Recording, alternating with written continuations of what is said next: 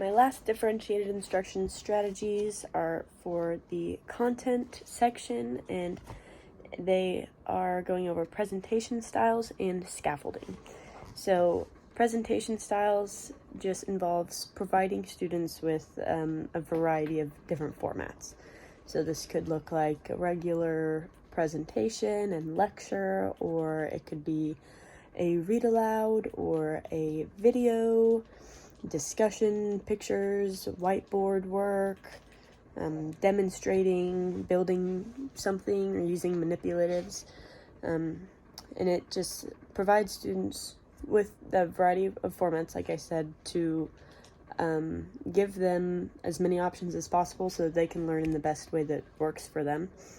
And it also allows students to create a deeper understanding because they're interacting with the material in a variety of different ways, and just allows for them to form a more deep knowledge of the subject when you're going over it multiple times in multiple different ways.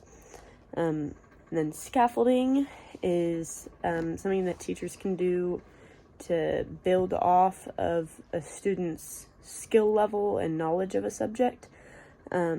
It's where a teacher kind of adds supports and then takes them away gradually as a student is able to grasp a concept. There's kind of two different ways to scaffold for two different kinds of students, basically.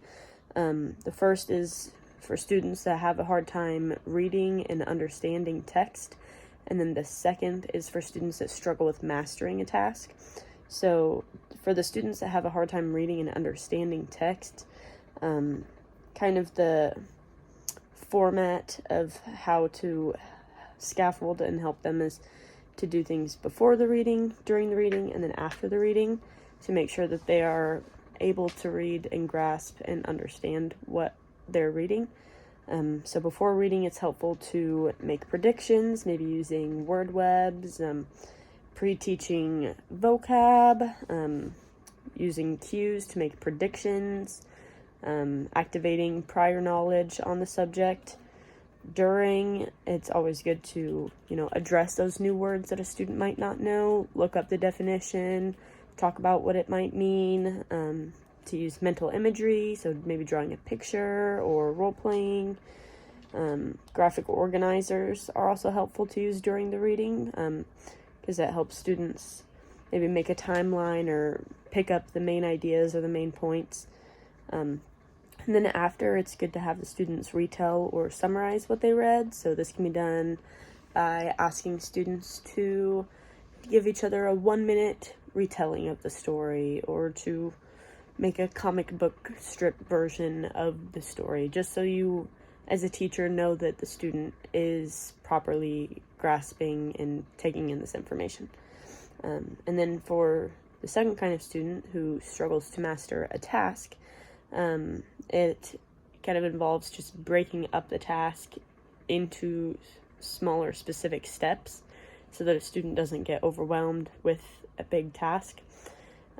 So the teacher should obviously give the steps, model them multiple times, think aloud while you're doing it so the students can understand your thinking and understand why you're doing the steps in the order and why they all add up to make the task happen. And then allow the student to practice in front of you, and let them ask any questions, or you can see if they're doing something wrong during this time and kind of correct them, and then maybe remodel it to them to show the correct way to do it. But yeah, scaffolding is basically just breaking up tasks into smaller chunks, and adding supports for students that need them.